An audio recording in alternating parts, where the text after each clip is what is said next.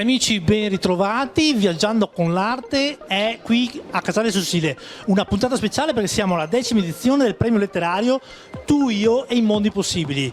Abbiamo ai nostri microfoni il cavaliere Graziano Sartorato, che è il papà di questo gruppo, ma non il papà di questo premio, perché l'ideatore è qualcun altro.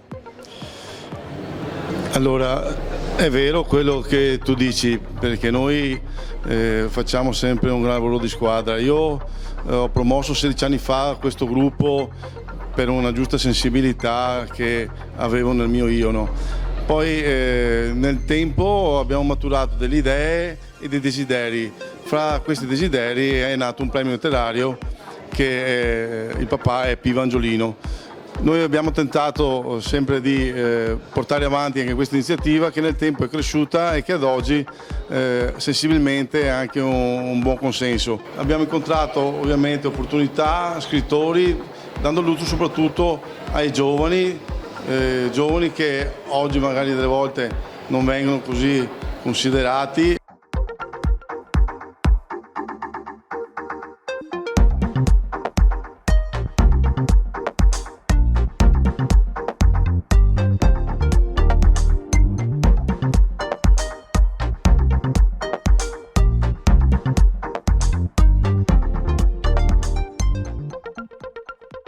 Ho scritto questo racconto pensando ai miei pazienti giovani che affrontano la malattia, le malattie del sangue. In particolar modo mi sono rapportata con una mia paziente ammalata di leucemia. Ho voluto lanciare questo messaggio perché oltre il muro la locandina parlava proprio di questo muro che costruiscono i nostri pazienti attorno a se stessi, attorno al loro letto, al loro io, al loro essere, un po' una barriera difensiva che soltanto con grande affetto riescono a sciogliere.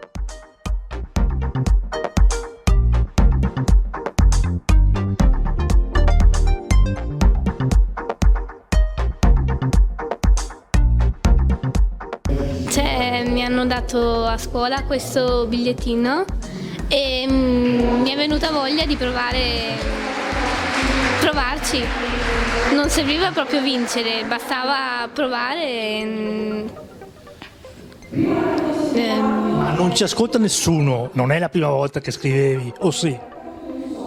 Sì. Era la prima volta, ma allora complimenti, perché Gaia Calza è la vincitrice non solo del premio letterario, ma della 10ª edizione. Resterai negli annali, nella storia di questo premio. Sarei contenta?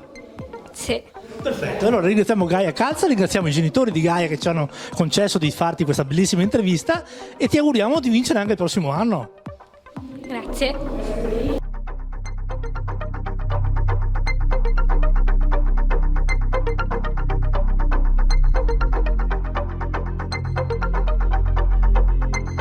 Lo ritengo una gioia di un'offerta, di una proposta culturale che vogliamo offrire come comunità cristiana a tutte le fasce d'età e a tutte le realtà delle persone qui presenti.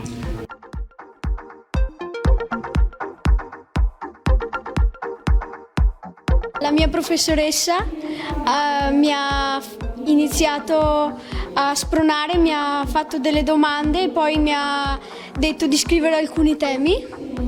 Mi ha dato vari temi di vari tipi, e da quelli fantastici a dei temi più descrittivi. La tipica domanda che fanno ai ragazzini della tua età: ma da grande tu vuoi fare lo scrittore? Sì, mi può interessare.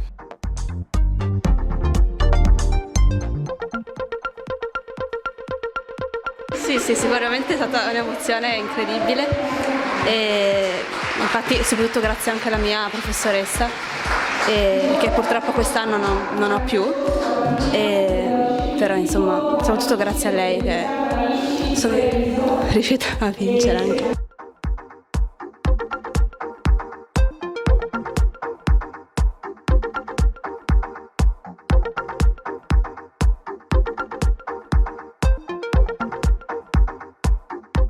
cultura è stata un po' bistrattata, secondo me non è stata degnamente aiutata in questo periodo storico, e quindi come amministrazione comunale ci sentiamo in dovere di promulgare cultura al nostro territorio. Stefano, è un'edizione, abbiamo visto, ricca di giovani talenti. È forse il risultato di una cultura scolastica che finalmente in Italia sta emergendo? Sì, devo dire che proprio questo è il significato. Mentre tante volte i giovani vengono visti come un problema, invece devo dire che grazie a questi premi letterari abbiamo dei veri talenti che emergono, delle classi intere che si dedicano alla cultura, e quindi vuol dire che qualcosa sta crescendo, quindi vuol dire che stiamo seminando bene e i frutti li abbiamo in questi premi letterari.